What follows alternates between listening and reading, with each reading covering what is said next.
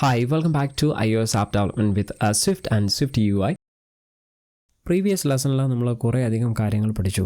ഈ ഒരു സെഷനിൽ നമ്മൾ പഠിക്കാൻ പോകുന്നത് ടൈപ്പ് സേഫ്റ്റിയെ പറ്റിയുമാണ് നമ്മൾ പഠിക്കാനായിട്ട് പോകുന്നത്. അപ്പോഴേക്കും ഞാൻ ഈ നേരത്തെ ചെയ്ത കോഡ് ഇവിടെ നിന്ന് റിമൂവ് ചെയ്യുകയാണ്.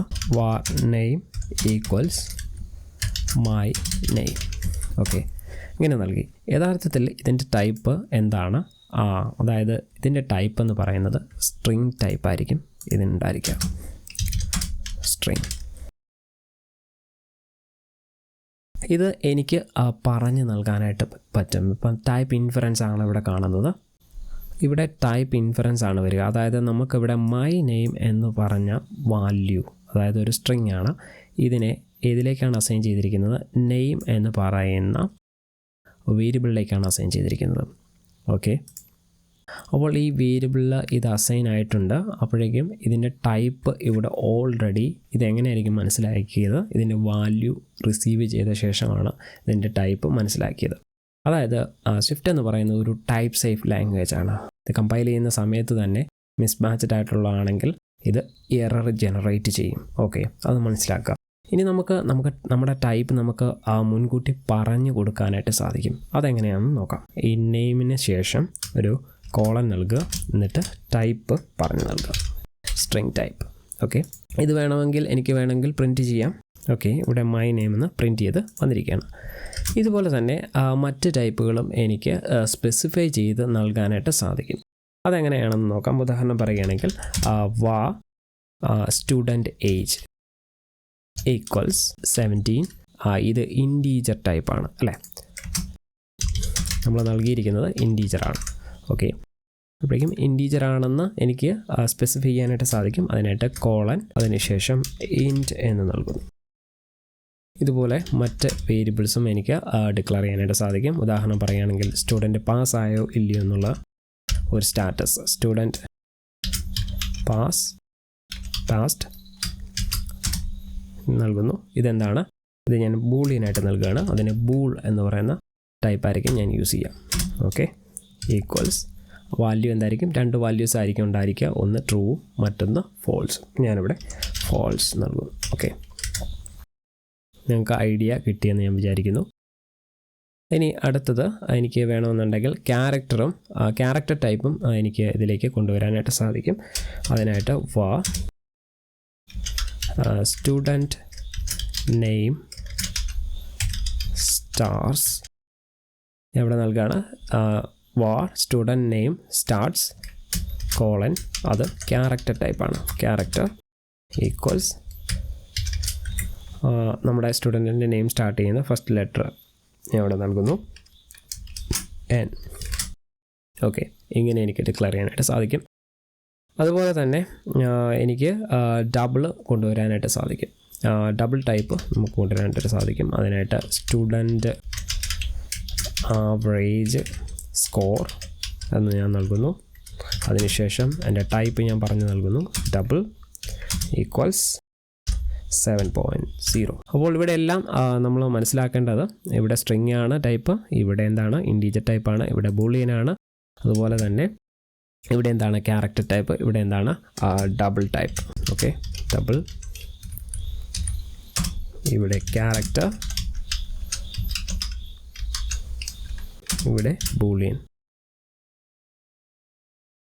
കൂടാതെ നമുക്ക് കോൺസ്റ്റൻറ്റുകളും ഇതുപോലെ ഡിക്ലെയർ ചെയ്യാനായിട്ട് സാധിക്കും. ഉദാഹരണം പറയുകയാണെങ്കിൽ let name to string equals Jackie.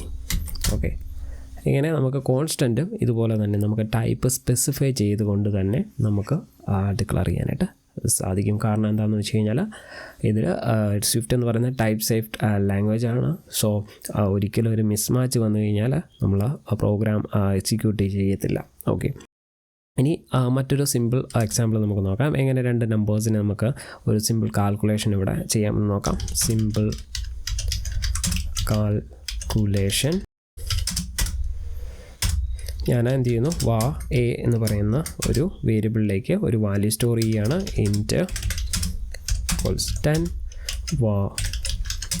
B ഇൻറ്റ് equals 20, എന്നിട്ട് എന്ത് ചെയ്യുന്നു, ഞാനതിനെ സം കണ്ടുപിടിക്കുന്നു. അതിനായിട്ട് total equals A plus B. Okay, ഞാൻ എൻ്റെ ഔട്ട്പുട്ട് പ്രിൻറ്റ് ചെയ്യാണ്. ടോട്ടൽ മിസ്പെൽഡായി, ഞാനവിടെ എൻ്റെ സ്പെല്ലിങ് ശരിയാക്കി. അപ്പം ഞാൻ പ്രിൻറ്റ് ചെയ്യുന്നു ടോട്ടൽ. ഇനി എനിക്കൊരു മെസ്സേജ് നൽകണം, അതായത് ടോട്ടൽ ഇത്രയാണ് എന്ന് എനിക്കൊരു മെസ്സേജും കൂടെ നൽകണം. അതിനെന്ത് ചെയ്യണം, അതിനായിട്ട് ഞാനിവിടെ നൽകണം ടോട്ടൽ ഈസ്. ഇനി ഞാൻ ഈ വേരിയബിളിനെ ആക്സസ് ചെയ്യുന്നു, ഞാൻ ഇവിടെ പേസ്റ്റ് ചെയ്യുന്നു, ഞാൻ റൺ ചെയ്യുന്നു. ഓക്കെ, എന്താണ് ടോട്ടൽ ഈസ് ടോട്ടൽ എന്ന് തന്നെയാണ് വന്നിരിക്കുന്നത്. എന്താണ് കാരണം ഞാനിവിടെ ഒരു സ്ട്രിങ്ങിനുള്ളിലാണ് ഇതിനെ കോൾ ചെയ്തിരിക്കുന്നത്. പക്ഷേ ഇതിനെയാണോ ഞാൻ കോൾ ചെയ്തിരിക്കുന്നത്? അല്ല, ഞാൻ ടോട്ടൽ എന്ന് പറയുന്ന ജസ്റ്റ് ഒരു സ്ട്രിങ് മാത്രമാണിത്. അതായത് എൻ്റെ വേരിയബിളിനെ അല്ല ഞാൻ വിളിച്ചിരിക്കുന്നത്. എൻ്റെ വേരിയബിളിനെ ഇതിലേക്ക് കൊണ്ടുവരണമെന്നുണ്ടെങ്കിൽ ഞാൻ എന്ത് ചെയ്യണം, അതിനായിട്ട് ഒരു സ്ലാഷ് നൽകുന്നു, അതിനുശേഷം പാരന്തസിസ് ഓപ്പൺ ചെയ്യുന്നു, അതിനുശേഷം പാരന്തസിസ് ക്ലോസ് ചെയ്യുന്നു. ഇങ്ങനെ ഒരു ഫോർമാറ്റിൽ നൽകിയാൽ മാത്രമേ എനിക്കൊരു വേരിയബിളിനെ അല്ലെങ്കിൽ ഒരു കോൺസ്റ്റൻറ്റിനെ എൻ്റെ സ്ട്രിങ്ങിനുള്ളിലേക്ക് ആക്സസ് ചെയ്യാനായിട്ട് സാധിക്കത്തുള്ളൂ. ഇനി നമുക്ക് റൺ ചെയ്യാം. ഓക്കെ, നമുക്കിവിടെ കാണാൻ സാധിക്കും ടോട്ടൽ ഈസ് 30. ഞാനിവിടെ എയുടെ ടൈപ്പ് ഞാൻ പറഞ്ഞു നൽകിയിട്ടുണ്ട്, A: അതിനുശേഷം ഇൻ്റ് എന്ന് നൽകിയിരിക്കുന്നു.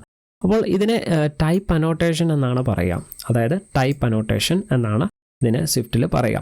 അപ്പോൾ നമുക്ക് മൾട്ടിപ്പിൾ വേരിയബിൾസിന് ഒരു ടൈപ്പ് നമുക്ക് സ്പെസിഫൈ ചെയ്ത് നൽകാനായിട്ട് സാധിക്കും. ഉദാഹരണം പറയുകയാണെങ്കിൽ var yellow, blue, red എന്ന് നൽകിയിട്ട് ഞാൻ എന്ത് നൽകുന്നു, ഒരു ഡബിൾ എന്ന് നൽകുന്നു.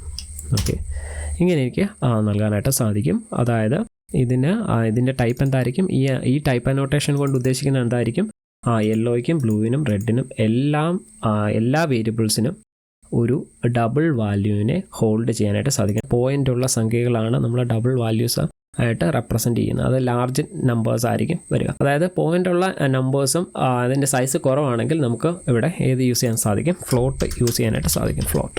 ഓക്കെ, യൂഷ്വലി നമ്മൾ ഡബിളാണ് യൂസ് ചെയ്യാറ്. ഡബിൾ നൽകുന്നു. ഇതിലേക്ക് എനിക്ക് വാല്യൂ അസൈൻ ചെയ്യാനായിട്ട് സാധിക്കും.